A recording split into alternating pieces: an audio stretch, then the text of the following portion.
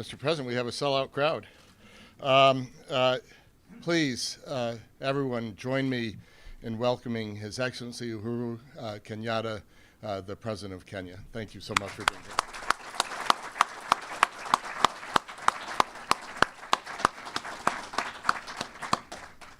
My name is Fred Kemp. I'm President and CEO of the Atlantic Council. It's such an enormous pleasure to welcome you here, sir. I would like to also give a special welcome to the Honorable Kyle McCarter, Mr. Ambassador, who has made the trip from Kenya, our U.S. Ambassador to Kenya. Thank you, Mr. Ambassador, for being here. Kenya is among the most important U.S. allies in Africa. I think it's one of our more important allies in the world, for many reasons. An anchor of stability in the volatile horn of the African region, it has remained an invaluable partner to the United States in the fight against al-Shabaab, committing thousands of troops to the African Union peacekeeping mission in Somalia and working with all stakeholders to stabilize the region. And I think this gets to the heart of this importance because there is a regional vision on behalf of this leader. Despite regular terrorist attacks on Kenyan soil and unprecedented instability across much of the Horn, Kenya has emerged as an economic, as a commercial, and as a logistics hub of the East Africa region, and a global leader in the development of mobile money and financial inclusion. 80% of regional trade flows through Kenya's Mombasa port. And the country's dynamic private sector, its highly skilled workforce, its steadily improving infrastructure lead companies to choose Nairobi rather than neighboring capitals as a regional base. The two countries, it has been reported in the media, may well soon announce negotiations on a free trade agreement. It would be the first U.S. such deal with a sub-Saharan African country. But more than that, it really underscores the recent political, and talk toward this goal, underscores the recent political, structural, and economic reforms that have moved Kenya a full 80 places up the World Bank's Ease of Doing Business Index, further improving the country's attractiveness as a destination for foreign investment. Recognizing Kenya's role as a key regional actor, the United States elevated its bilateral relationship with Kenya to a more ambitious strategic partnership 2 years ago, with commitments made to advance counterterrorism collaboration, defense and security cooperation, and commercial relations. Last year, both countries initiated a series of joint quarterly regional strategic reviews, with the first dialogue, which took place last May in Nairobi, chaired by our very own Dr. J. Peter Pham, acting in his U.S. government capacity. And Peter, it's just terrific to have you here today. Kenya's strengthening relationship with the United States comes at a time when African nations are pulling together to form the first continent-wide free trade zone, but also as democratic norms are weakening in many places. Kenya's historically strong commitment to democracy since the departure from office of longtime President Daniel Arap Moi, who passed away this week, so poignantly exemplified in the post-election reconciliation following the 2017 crisis. And it shows, again, another reason why it makes Kenya such a vital partner of the United States in East Africa. As Kenya weighs significant changes to the political order ahead of elections scheduled for 2022, the U.S.-Kenya relationship might just be at the strongest point in history. And I thank you, Mr. President, for speaking here at this tremendous moment in your country's history and in the history of our bilateral relations. I just want to add one other detail. There are many experts on Kenya and on Africa in the room. There are some who are less so. The experts will know this, others may not. But Uhuru Kenyatta is the first son of Jomo Kenyatta. I think most of you know that, the country's founding president. But he was born during the days of independence, and his name, his first name, means freedom in Swahili. With that, it is my distinct honor to welcome His Excellency Uhuru Kenyatta, President of the Republic of Kenya, to the stage. Mr. President, the podium is yours.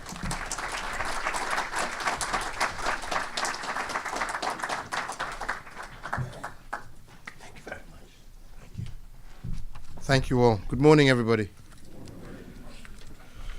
Well,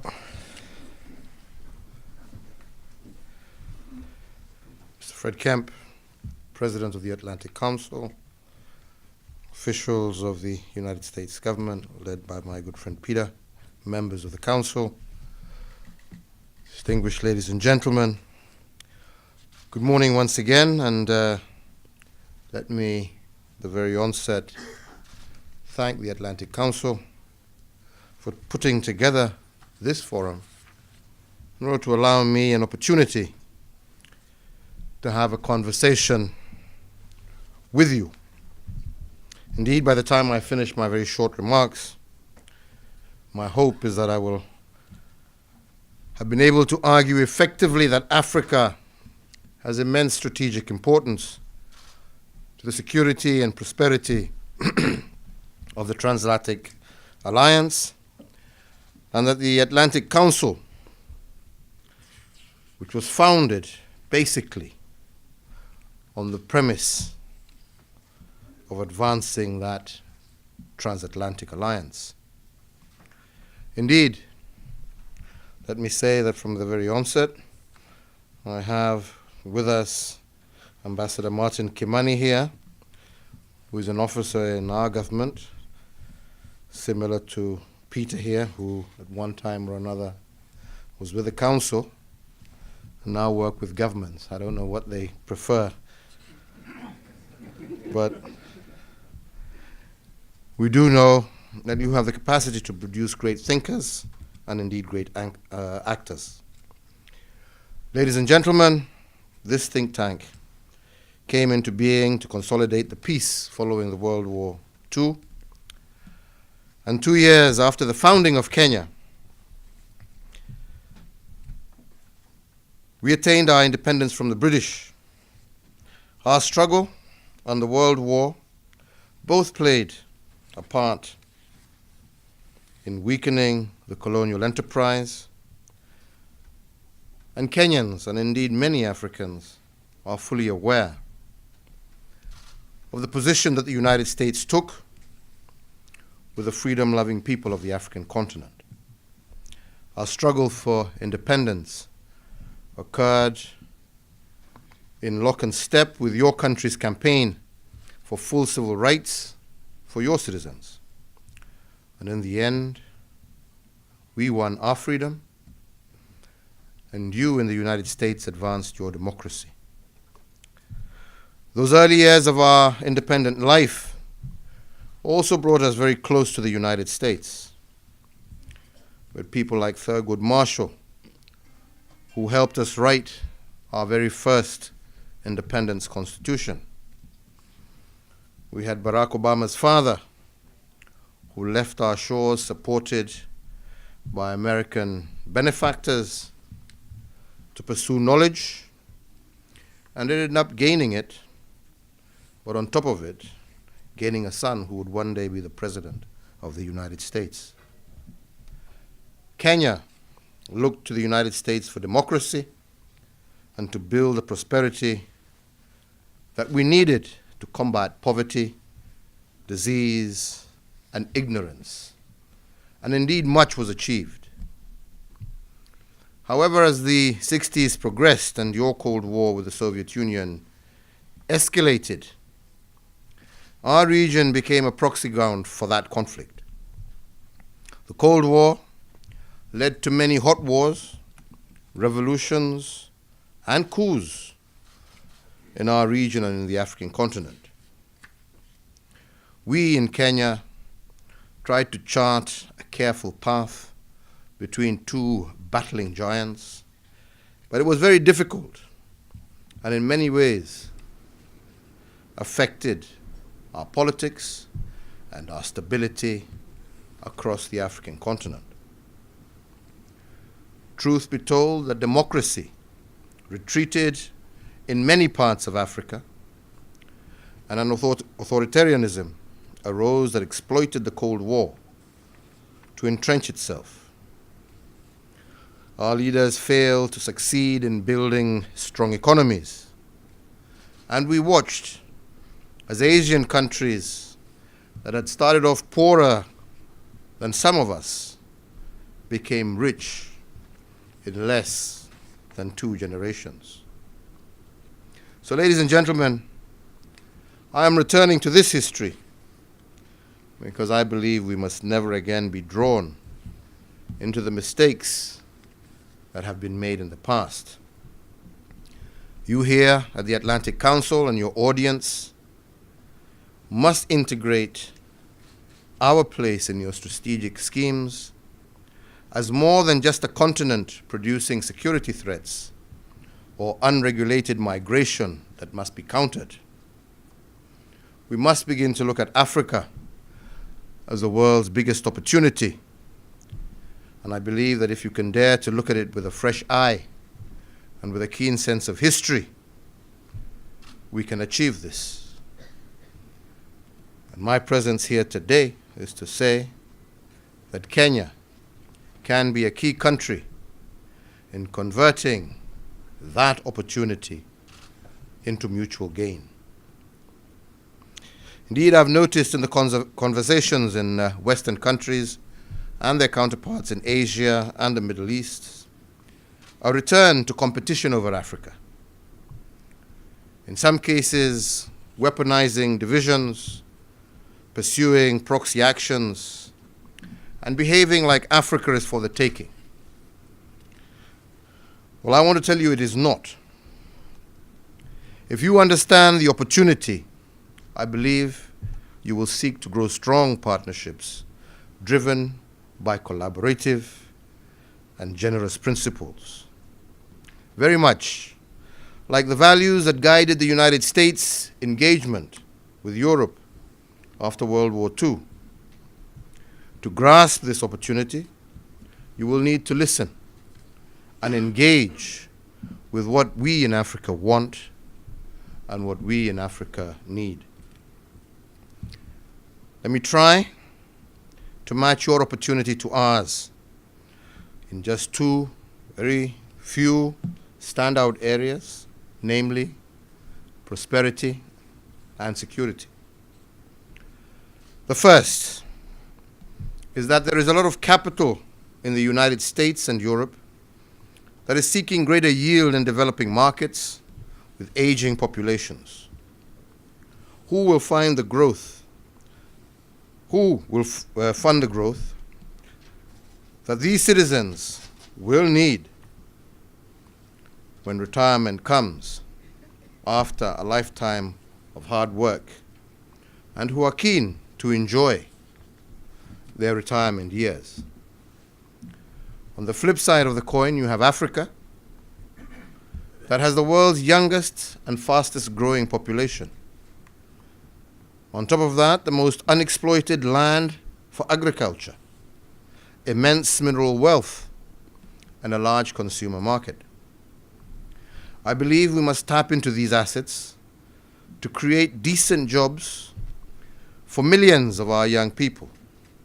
We must become wealthy enough as countries to provide the health, education, and security that will sustain democracy, stability, and strong public support for business and free trade. Ladies and gentlemen, Africans are not standing still. We are integrating. In our region, East Africa, but more so, the Continental Free Trade Agreement that I believe will be a game changer. Today, there is a marked desire among a good number of my fellow African leaders to seek decisive change in how Africa engages the world. We want partners who are walking in the same direction as we are. Kenya is moving aggressively to bring our infrastructure up to date. Our population in Kenya is probably amongst the best educated in the region and arguably in the African continent. We are today making big investments in building technical skills, attacking corruption, lowering barriers to doing business, and stabilizing our democratic politics. We are not just a gateway. We are a platform of skills, entrepreneurship, stability, and the rule of law. And that is why I am greatly looking forward to making early and an ambitious start to arrangements for the foreseen end of the AGOA program in the year 2025. And I hope that all of you will support a process that shows how long-term mutual benefit can deliver in a way that clearly supports Africa's integration and prosperity agenda.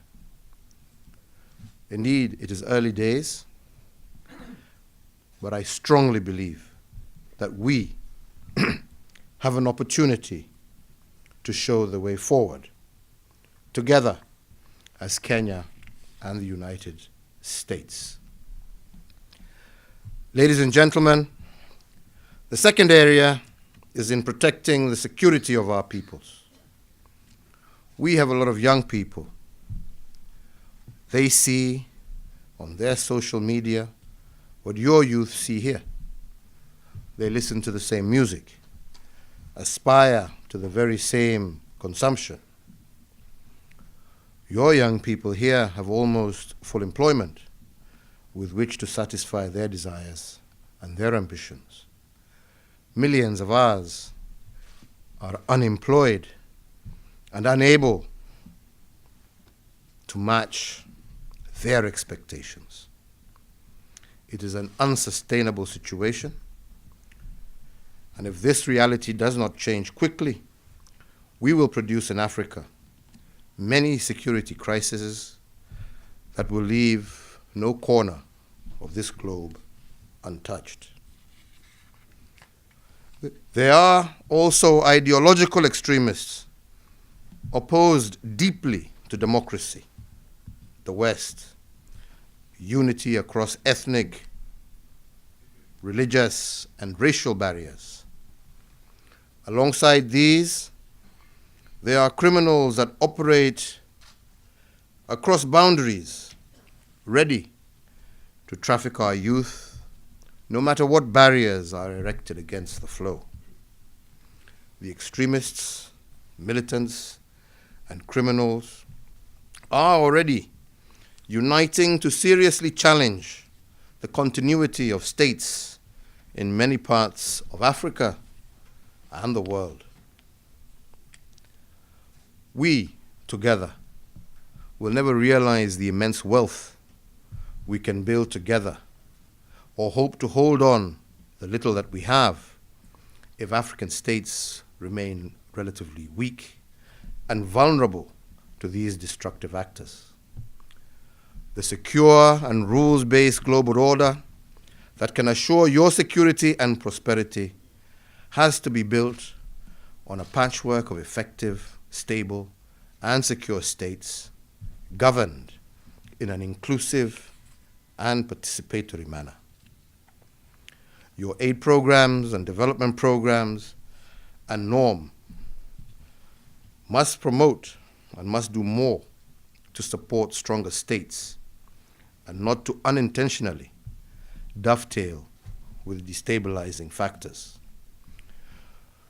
You will also advance your own interests if again you listen to Africans more keenly, resist being drawn into proxy struggles with other global powers, and genuinely work with these countries or with those countries that are determined to emerge as African lions in the next few years.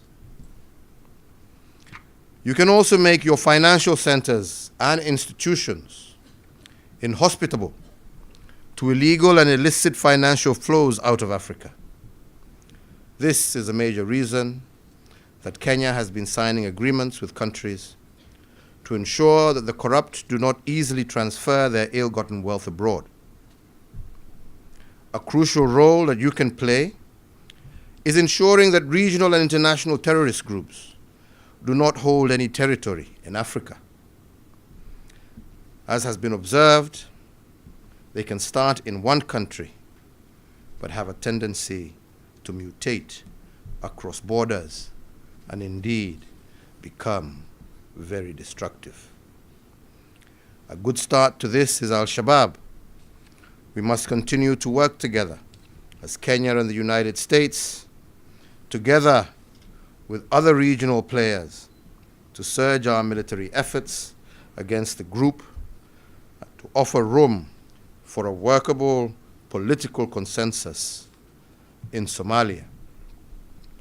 This group's ability to raise finances through contraband and its penetration of businesses and even public sector bodies in Somalia must be challenged at every turn.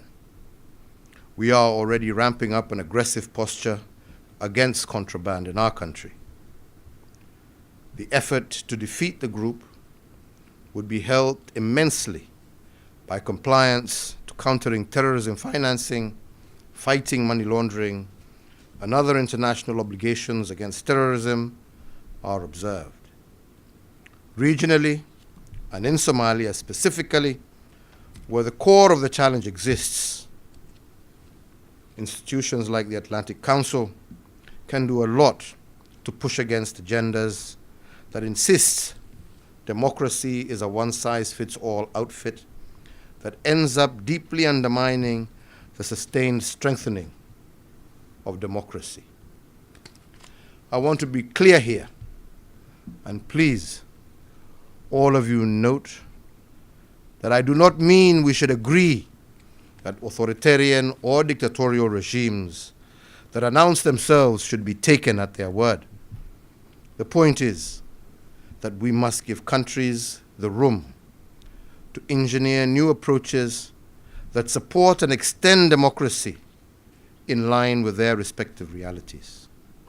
It requires being more nuanced in how we make judgments about politics and the resulting interventions that countries like the United States should undertake. In Kenya, for example, political, social, and governance engineering is what we are embarking on in Kenya with our Building Bridges initiative. I will discuss it more at the National Prayer Breakfast Luncheon later this afternoon. And indeed, I do hope that some of you will be in attendance. In a nutshell, the Building Bridges initiative, as we call it in Kenya, is a homegrown solution for a divisive political culture that has often sparked electoral crises over the last 30 years. And its intention is to advance three goals. The first, to preempt any further escalation in the cycle of no-holds-barred political competition by taking early and decisive action to reach out across the aisle. I did this with the Honorable Raila Odinga in March of 2018, at a time when few in Kenya or anywhere imagined that this was possible. The second is to use inclusivity to strengthen the center of politics, which is necessary for democracy in our country to be successful. That center is identified by being able to manifest the qualities of moderation, pragmatism, and a willingness to compromise. Our stepping forward toward one another without doubt has helped us disorient the politics of extremism and division. The third is to ensure that the strengthened and more stable center is able to deliver bold reforms that advance inclusion, economic uplift, counters corruption, and strengthens our institutions. So, as a think tank, I believe that you as a council should delve deeper into our Building Bridges initiative process. It is not as simple as it looks, and we have found a number of countries seeking to learn from it in trying to re-engineer their politics and social contracts. We have been open in sharing, and in time, I believe that this may emerge as a unique model that can be adopted and domesticated elsewhere on the African continent.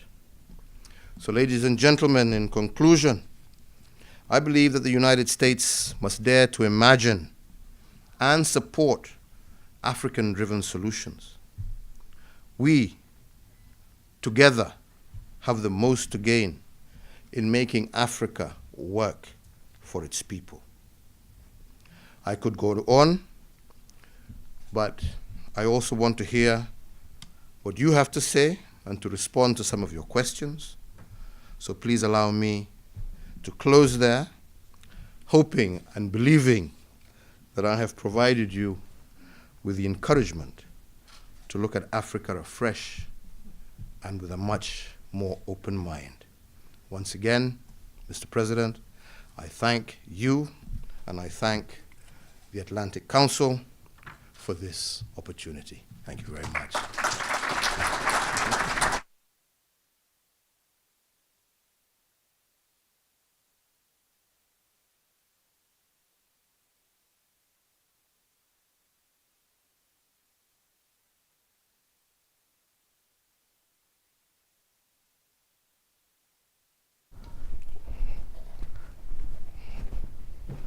I didn't know I was coming back up here.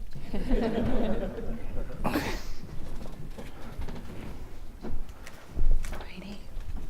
Thank you.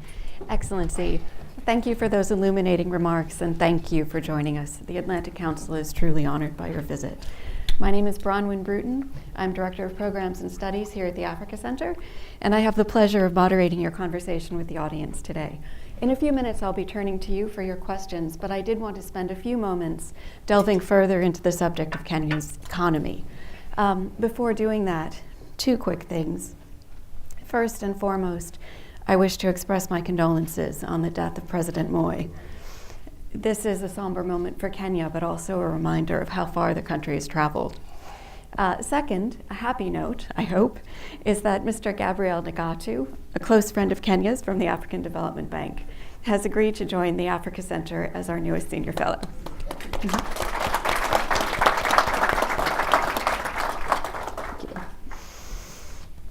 Excellent. So, Excellency, this is a very proud and exciting moment for Kenya. Rumor has it that you're in Washington to do something specific. Haven't quite heard what that is. However, needless to say that this is a welcome development. Those of us who've been working on the continent for many, many years have in fact, I think, been suffering a little bit of a sense of disappointment. Because when you look across the continent, though there are many small bright spots, looking at the 5 largest economies, South Africa is deep in recession. Nigeria is experiencing growing poverty. Angola seems stuck in oil dependency at a time of declining oil prices. And even Ethiopia, a true lion for growth, is faced with what may well be an existential political crisis. At this moment, the emergence of Kenya as a standard bearer for growth is truly welcome. That being said, even inside of Kenya, there are growing pains. Your administration has rightly invested very heavily in infrastructure, public housing, health, your big 4 priorities. And as a consequence, there's pressure on the budget, and I think some concerns that Kenya too may be subject to a little bit less growth than investors would like to see. Do you mind sharing your vision for maintaining growth over the next few years? Thank you. I think the first point to note is that for us to be able to successfully succeed, and I just want to go back to the statement that I made earlier, we must accept that we have to first and foremost design a social contract with our people that best fits our particular circumstance, and to acknowledge that standard democracy in a time of growing nationalism and ethnic tensions, we need to be able to look at that from a different angle. And that's why we're saying, for example, democracy first past the post in Kenya has proved to be not only not unsuccessful but unsustainable. And that is why we're trying to engage each other to see how we can come up with a social contract that always allows for inclusivity, so that there are no groups or regions that feel left out. That social political stability is fundamental for us to grow a sustainable development path, or a sustainable economic path with sustainable and progressive growth. And if you look at some of the crises that you're seeing emerging in different parts of the country, is that we looked at their economies, but once the political factors kicked in, they're struggling. We in Kenya want to flip that over. We want to say that yes, we are interested in economic development, economic growth, but we, more importantly, want to fix the social political contract, because that is the foundation that presents future stability. So our key focus, number one, is that. And that's why we're also saying we want to now begin engaging the world on that basis. That is why we're saying there was a time, especially when our countries were being founded, where the American principle and love for freedom and democracy saw you grant a lot of support to those of us who were struggling and fighting against colonialism and for our independence. And thereafter, very strong support for our economic agenda. A lot of the companies that first set foot in independent Africa were largely American companies that saw themselves, coming through. We want to again renew that contract, and to recognize that, yes, if we want sustainable economies, we need to be able to do so not just depending on the public sector, which puts strains and stresses on our budgets and so forth, but to re-engage once again with the private sector. And that is why I'm saying there is huge scope for great returns, right? Especially here in America, as populations age, right? You want better returns for your pensions. You want better returns, and there can be no better place for that investment than in Africa. And that investment also then in turn helps us achieve the key pillars that we want to achieve for our people: housing, job security, food security, right? And health for a younger, growing population that also serves as a humongous market opportunity for American goods and services. That is your new growth horizon. So we're here first and foremost to strengthen that partnership between our two governments, as you have said, that has been elevated to a higher level, but with a clear understanding that for us to be able to achieve our economic agenda, maintain the growth rates that we want to deepen our partnership with private sector by granting them opportunities for them to be able to come in, help us achieve the key priorities that we need, but also give great and ample return for the investments that they themselves are making. Thank you. So you've mentioned the aspirations of the African people. So I'll jump on that for that train for a moment. There are unconfirmed rumors, and you know how much we hate unconfirmed rumors in Washington, that you are here in pursuit of a bilateral trade deal with the United States.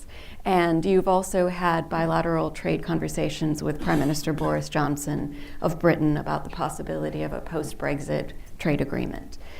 Some have expressed concerns that while the aspirations of the African people, the hopes of the African people are firmly fixed on the African Continental Free Trade Agreement, Kenya is in fact striking out on its own path in pursuing these bilateral agreements and may inadvertently undermine the negotiating power of the East African bloc or the momentum towards the Continental Free Trade Agreement. How would you respond to those concerns? First and foremost, I can neither confirm nor deny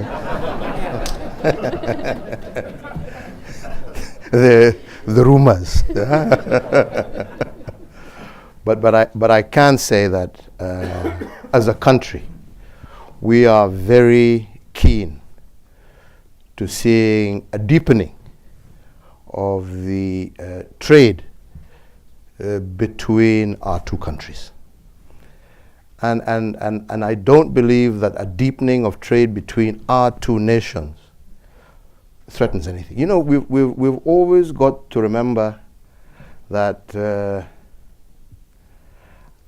as a continent, we are not homogeneous. We're not all at the same level of development. We have the same aspirations, but we are at different places in terms of where our respective economies are. And what we are saying as Kenya, right, is that some are more ready than others to begin this process. And I don't believe that this process should be looked at as a process of Kenya breaking away, but rather Kenya taking a first step and trying to navigate through that process of deepening engagements outside of the African continent that ultimately tomorrow can become learning steps and make the process easier for others of the African continent. So it's not that we're breaking away. We're saying Kenya wants to be a pace setter, right? If you remember last year when we broke the 2-hour marathon, yeah?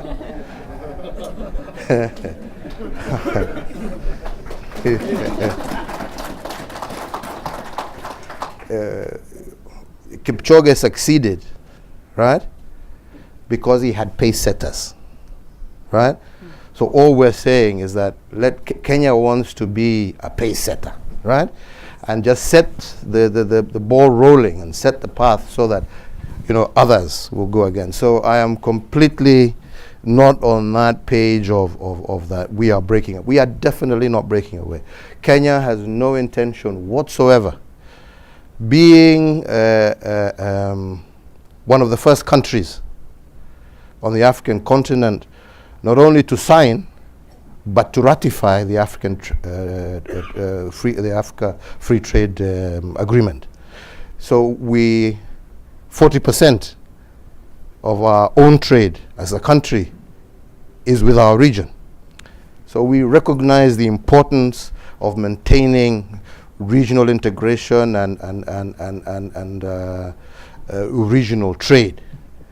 But we're saying that, you know, others should also say that if Kenya is actually ready, yeah, and others may not be as ready, yeah, let us be the pace setters, let us set the path, yeah, and others can, you know, learn from our mistakes, so to say. Yeah? That is a diplomatic way of putting it. So I thought that I detected a note of warning in your opening remarks when we referred to certain countries using Africa as a battlefield for proxy disputes. And of course, I don't know that you are alluding to the United States and China, but most assuredly, our former ambassador, John Bolton, wrote a national security strategy for Africa that very clearly identified the African continent primarily as a theater for the economic competition with China. And in fact, he referred to much of the Chinese infrastructure lending that has powered African growth as a debt trap. What is your strategy for negotiating the competition between the US and China? Is it possible for African nations to have two best friends, in your view? Indeed so. I see no threat in that, because first and foremost, we recognize that the United States and China are also in the process of negotiating, with each other, right? And I think what everybody is really looking out for is everybody wants a great deal for themselves, right? And I believe that if we are able to actually look at it from that perspective, there is room enough, for all of us. We are very concerned about going back to the 60s, 70s, and 80s, and that era of Cold War where, you had to choose which side you want to be on. We don't want to be forced to choose. We want to work with everybody, and we believe that there is opportunity for everybody. There are those areas indeed where, America stands out and has much better strengths in certain fields. Yeah. On the other hand, you have the Chinese who build hospitals in 7 days. Yeah? So we believe that there are strengths that can come out, on either side, and I don't think it's right nor just to take us back to that period of tension. If you also look at, unfortunately, what's happening even in other countries where, and it's not just the US and China, you have other countries, unfortunately, also playing out their own proxy wars, and in some cases with very disastrous effects. Somalia, as an example.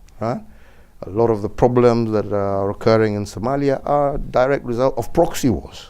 In Somalia, look at Yemen, look at... these are the things that we're saying that we need to be able to say, look, this world, and that's going to be part of my message tomorrow at prayer breakfast and this afternoon, this world is big enough for all of us. We just need to sit down and find out that how do we establish win-win partnerships. I think that's what President Trump is trying to look for people in the Americas. They're saying that we are happy to deal and to trade with the world, but we want, to get the best possible deal for Kenya, be it with China, be it with Canada, be it with Mexico. So Kenya too is saying that we want the best deal that we can have for our citizens, be it with whoever we're dealing with, and that's why I will neither confirm nor deny your rumors. And I was hoping for a scoop. Yeah. So I'm about to turn over to the audience, but you did mention the hospital that was built in 7 days. And in addition to the world being large enough for all of us, it's also painfully small. Absolutely. The Financial Times had a story today on White House concerns about the coronavirus in Africa, and in particular the fact that Ethiopian Airways is still flying its direct flights in and out of several cities of China. Can you tell us briefly, because it is such a matter of economic concern to Kenya, 63% of your GDP comes from services, the bulk of that from tourism. So coronavirus is a present threat that's probably greater than Al-Shabaab. Absolutely. Can you tell us about what preparations you're making? Well, for starters, we have made it clear that we have to do everything that we can to protect both our citizens and the fact that Kenya itself is a regional hub. So by protecting our citizens, by extension, we're also saying that, we also want to ensure that that virus also doesn't spread within the region and etc. So we have put in place in measures, and we've made it clear that we have stopped our flights into Chinese cities. We're not saying that this is for or against anybody. There's no politics here. We don't have the capacity to build hospitals in 7 days. Right? So we must do everything that we can within the limited resources to ensure that we keep this virus completely away. So we have put in place measures where we are screening all passengers coming into the country who have any potential of having either come direct, which is no longer possible, but even if it is via transit, coming in from that region. We are working, because we've also got a number of students, to see how we can support them and find how they can also, and when they do come, and if they insist they are coming, ensuring that they are put in quarantine for the required 14-day period to ensure that they are also not going to spread that virus around. And like I said, we have weaker, and I think Dr. Tedros made it very clear when he said that the biggest worry here is not about China being unable to manage the virus, but it's about that virus coming into areas that have weaker health systems. So we must therefore do and take much more stringent measures to ensure that we don't allow that virus to come through, and we do hope that even our brothers and sisters in Ethiopia will also realize the same and come to terms with that fact, because it has nothing to do with our relationship with any country. It is about protecting our citizens. It is about protecting people from the risk of infection. That is reassuring, and I wish us all well in this process. I'm going to turn to the audience, and I'd like to give the honor of the first question to a person you know very well, the Honorable former Ambassador to the U.S. Ambassador to Kenya, Mr. Mark Bellamy. There's a microphone.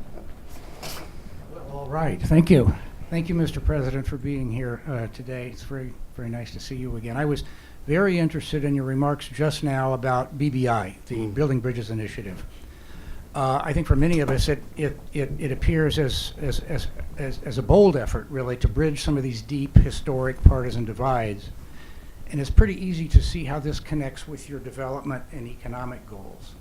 But you also spoke of inclusivity and outreach, and made it clear there's also a political dimension to this. And I wonder if you could share with us your thinking about what are your political goals in this? What would you like to see as a good political outcome for the BBI initiative? I think what I can say is a good political outcome is a scenario. You know Kenya well. There was a tremendous fight in the late 80s, which ended up in 1992, changed the Section 2A to allow multipartyism. And what I have been telling people since then, you can take a look at any election, the election of 92, where our former president, formed a government which is actually a minority government if you take in terms of popular vote, because he had about, 30% of the total vote. Come to 97, right? Again, I think it was even slightly lower, but it was just that the opposition itself was split, yeah? In fact, the only time in the history of our multi-party era where the combined joint opposition came together was to defeat me in 2002, right? Where you can say that they won with about 65 to almost 70% majority. Because then you come back to 2010, again it was 50-50. 2013, 50-50. 2017, 50-50. So it's basically not sustainable. And that's why there is always room for people to dispute elections.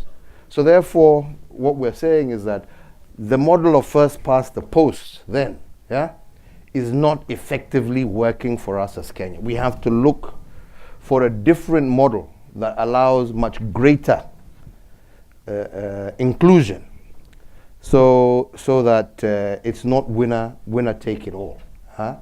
I don't want to at this stage frame and say this is what I want to see, because the minute you know Kenyan politics, the minute this is what the president wants, then you'll find another person say, now I want this. And so all we're saying is we want a process that will be accepted by the majority as being a process that is not only fair, transparent, but also inclusive, right? And I believe that with the way we're going, we will come up with a formula that allows us to achieve that. All I'm saying is I don't want to say that I own the formula, this is what I want, because then everybody will say, oh, you see, he's pushing his own agenda. We will come together and like I'm saying, have a process that is fair, that is transparent, but that is also inclusive, right? I think those are the three. We've always talked about fair and transparent. Now we have added that third category, which is inclusive, right? And I think that's what we need to focus ourselves on, and we are focusing ourselves on. Thank you. I'm going to take a round of 3 questions. Please wait for the microphone. Please state your name and affiliation, and please don't make a speech. Actually, I'm going to go in the back, this gentleman right here. Your Excellency, it's a great honor for me to have the opportunity to address you. Thank you to the Atlantic Council. My name is Tababu Asafa.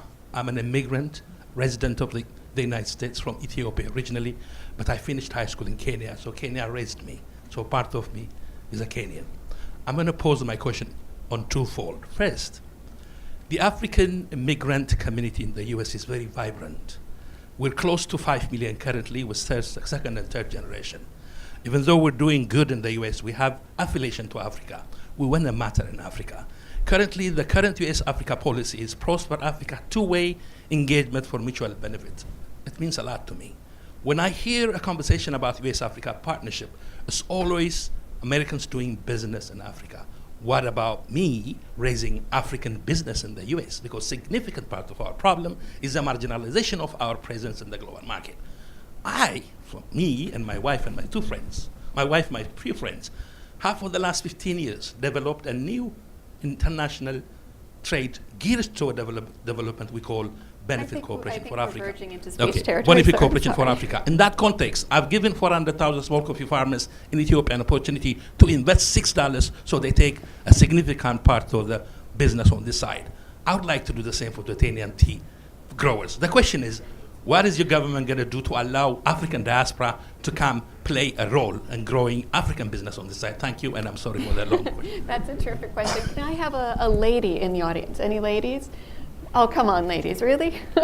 There's this lady right here. Thank you, ma'am.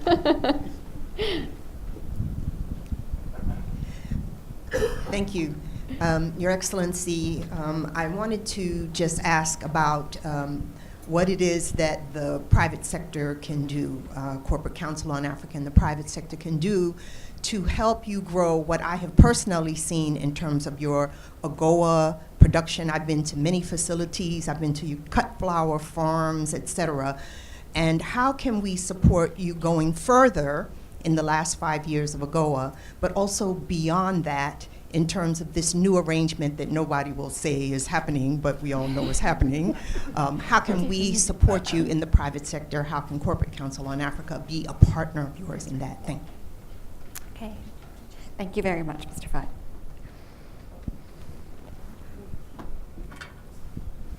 Yeah, Mr. President, welcome to Washington. My name is Melvin Foote. I'm the president of the Constituency for Africa, which is a political advocacy organization here in Washington. I spent many years in the Horn of Africa, so I know Kenya very well. I haven't many tuskers under the thorn tree. My question, I know you're going to talk about trade and investment. I know you're going to talk about political issues concerning Kenya. My question has to do with the issues of climate change. I hear about locust infestation in the region. I hear about the coronavirus. I hear about the crop felling in Kenya, in many parts of Kenya. The rains are coming when it should be dry, and that sort of thing. So the farmers are going to be off. What are you dealing with? What are you doing to deal with these social issues in the region? They're not your issue. They're issues of climate change. Where do you stand on climate change? I would be interested to hear some of that thought. Thank you, sir. Okay.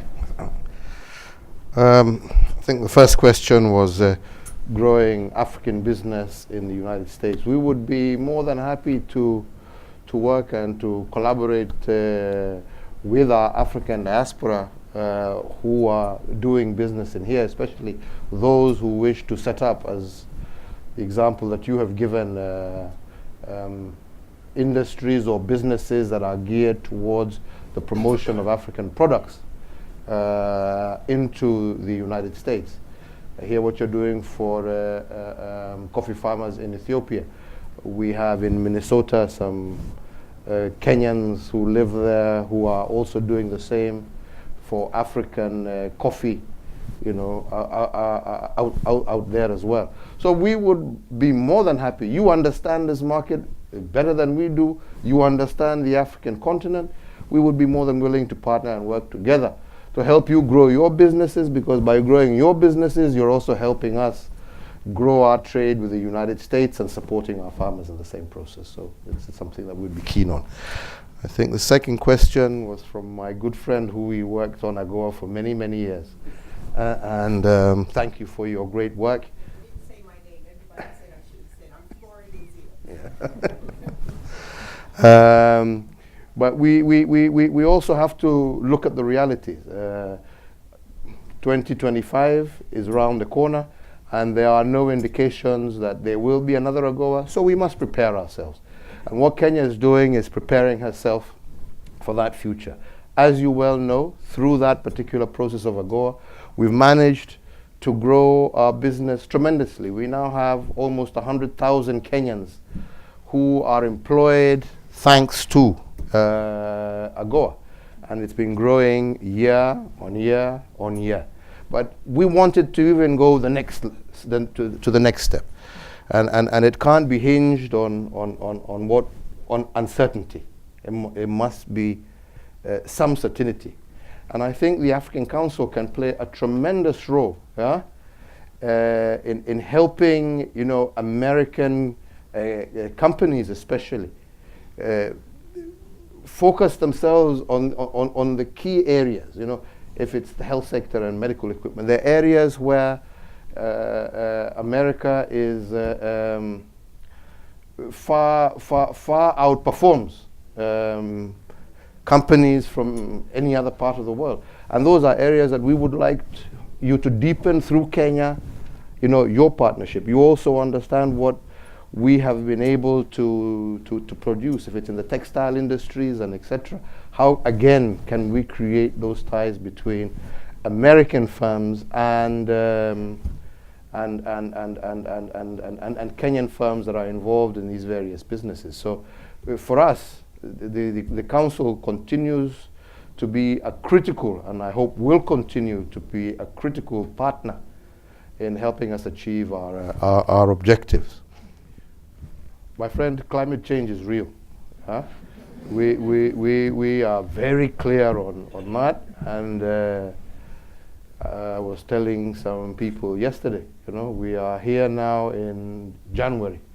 You say you know Africa very well. You're two gentlemen sitting side by side. You know it very well. This is our driest month of the year, ordinarily. Yeah?